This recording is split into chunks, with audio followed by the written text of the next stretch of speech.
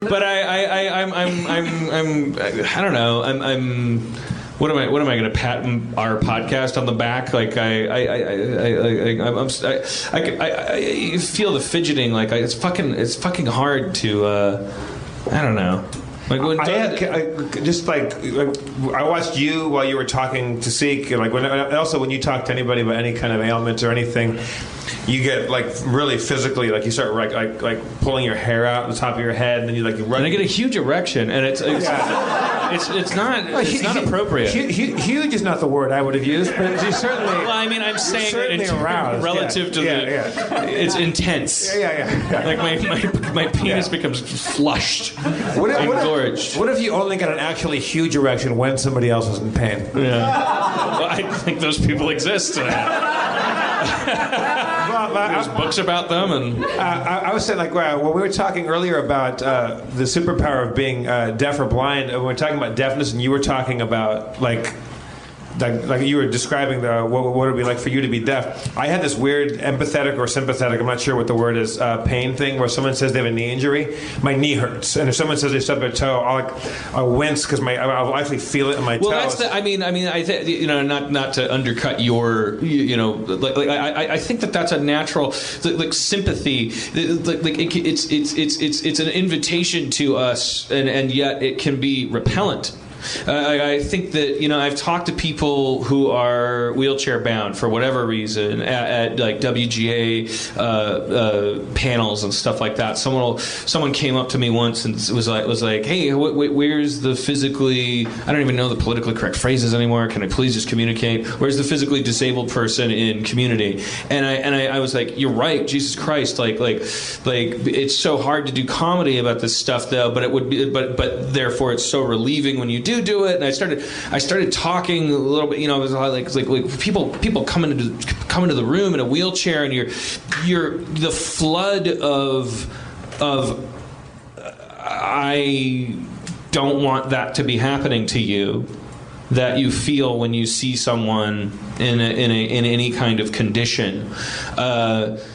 Can shut off like a surge of electricity. It just can throw all these circuits and result in people treating you like a living ghost. And Seek is saying, he's talking about migraines, and I have friends that have migraines, but you're talking about your inability to even make eye contact when that's happening. It's like I start wincing. Now we're both wincing. Now it looks like I don't care, and then it just becomes this like.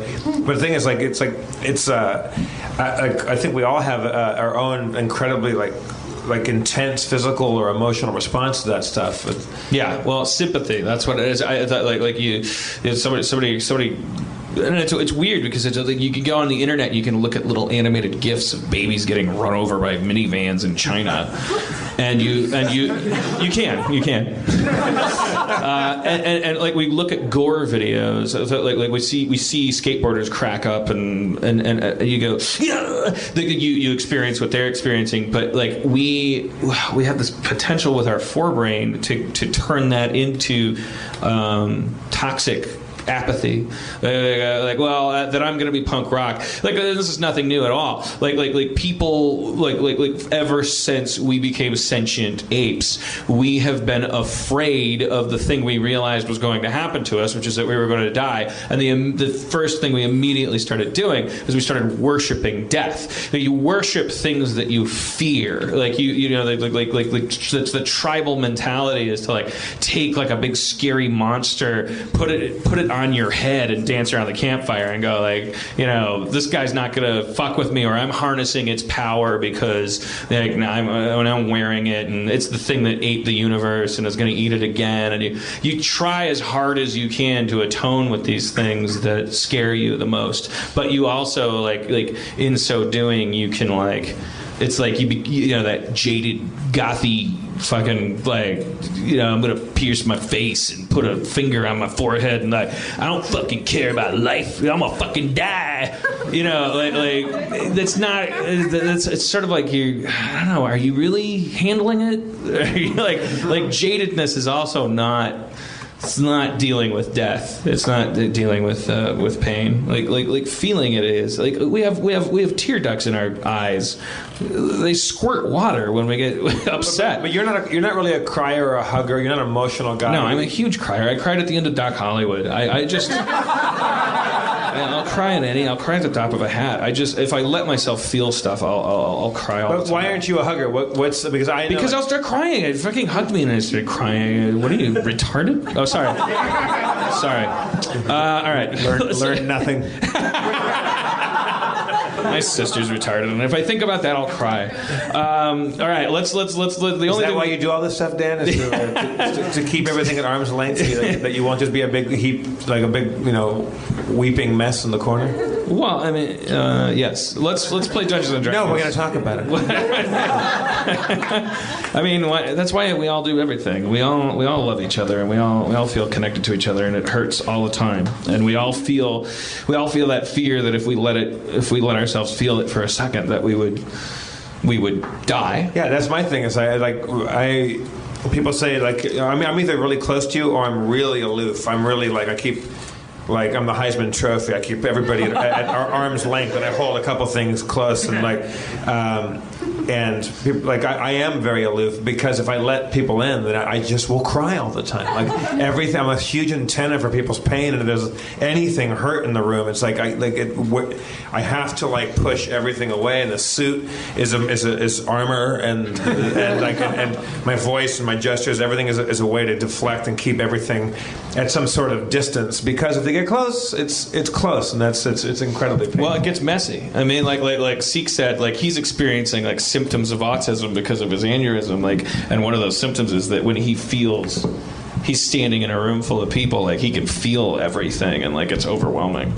It's a common misconception that autistic people on the spectrum, they don't have empathy, that they don't have feelings. A lot of them will complain that when they walk into a party, they are flooded with bullshit, just feedback. It's like holding a microphone up to a speaker, because and that is what results in the appearance of lack of empathy, because you have to put up a brick wall to keep it out. But I can't even look out, because my vantage point for the podcast listeners is I'm kind of facing the stage, and I'm kind of facing the audience, and peripherally on both sides I just see people having bodily reactions throughout the entire thing. It's I can't even look. Because I see people there's just certain physical reactions people have, and it's so, and also there's no need to make any jokes out of this. I think it's as interesting as anything else. I'll make one, and it's going to be amazing. Is it going to be racist? A Polak and a Jew. I knew it.